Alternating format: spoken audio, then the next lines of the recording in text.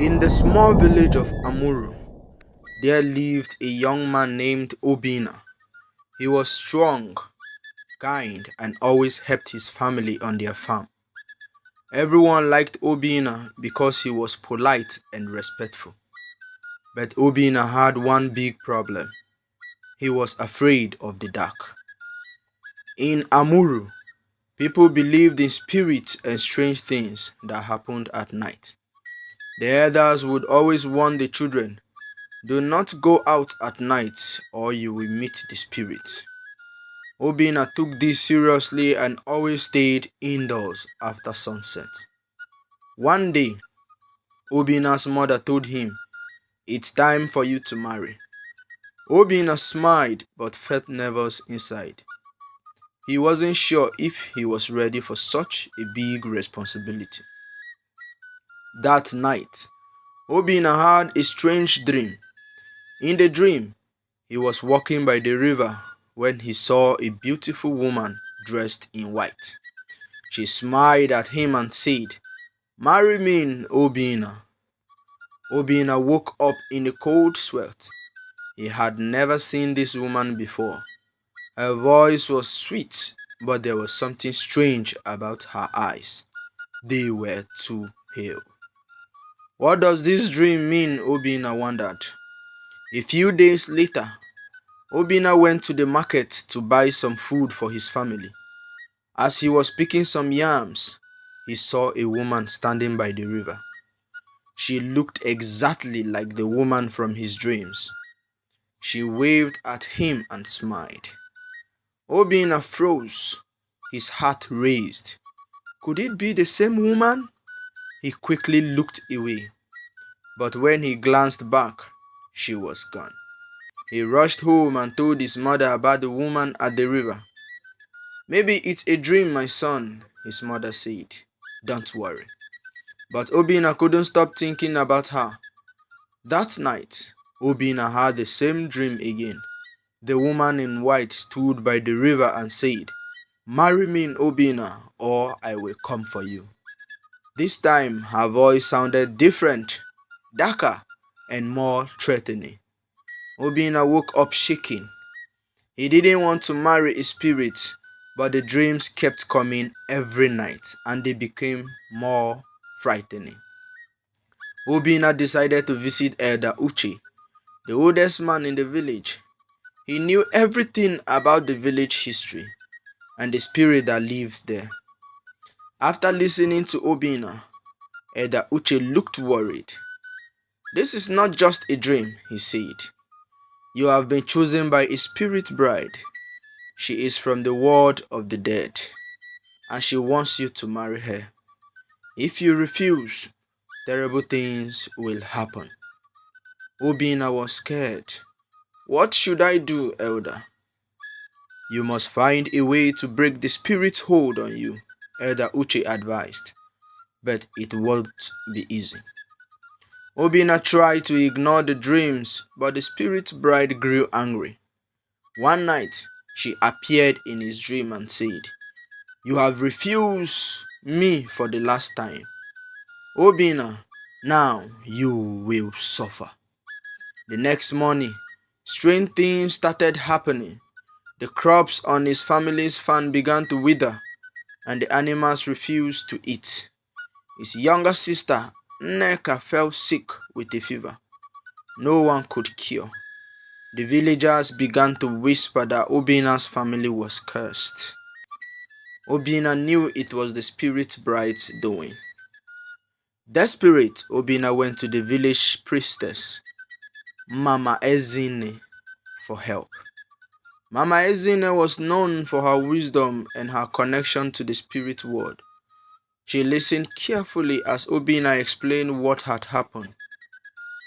This is a very serious matter, Mama Ezine said. The spirit bride is not like other spirits. She is powerful and angry. But there is still hope. You must travel to the sacred forest and find the tree of silence. Only there can you break the curse. Obina felt a little relief but was still scared. The scared forest was dangerous and many people who went there never come back. With no other choice, Obina decided to go to the sacred forest. His mother and father were worried, but they knew it was the only way to save the family. Before leaving, Mama Ezine gave Obina a special charm. "This will protect you from the evil spirits in the forest," she said. "But be careful. The spirit bride will try to stop you." Obina packed some food and water and set off early in the morning. The sacred forest was far and the journey would not be easy. As Obina entered the sacred forest, he felt a chill in the air. The trees were tall and the branches twisted in strange shapes. The deeper he went, the darker it became. He could hear whispers all around him, but when he looked, no one was there. Obina clutched the charm Mama Ezine gave him and kept walking. After hours of wandering, he came across a small river.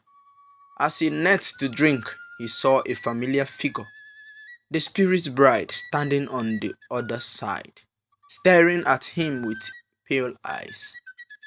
"You cannot escape me, Obina," she whispered. Obina ran as fast as he could, his heart pounding. After what felt like hours, he finally found the tree of silence. It stood in the middle of a clearing, tall and silent, just as Mama Ezine had described. Obina approached the tree and knelt down. "Please help me break this curse," he whispered. Suddenly the ground shook and the spirit bride appeared before him, angrier than ever. "You cannot escape your fate, Obina," she screamed. Obina stood his ground, holding the charm tightly. The spirit bride tried to grab Obina, but the charm glowed brightly, pushing her back. She screamed in anger, her pale eyes burning with rage. "You were promised to me, Obina. You belong to the dead." Obina was terrified, but he remembered what Mama Ezine had told him. "I do not belong to you," he shouted. "I choose life, not death." The spirit bride screamed one last time before vanishing into the ground. The forest became quiet again, and Obina felt a weight lift off his shoulders. He knew the curse had been broken. Obina returned to the village, tired but relieved. His family was overjoyed to see him. The crops started growing again. The animals were healthy and Nneka's fever disappeared. The villagers praised Obina for his bravery, and Eda Uche told everyone the story of how Obina had defeated the spirit bride. But Obina never forgot the lesson he had learned. Life in Amuru returned to normal, but Obina was never the same. He became wiser and more cautious, always remembering the danger of the spirit world. He married a kind girl from the village, and together they lived happily. But every now and then, he would think about the spirit bride and the terrible curse he had faced. He never walked by the river at night again. The villagers shared Obina's story with future generations, warning them about the dangers of dealing with spirits.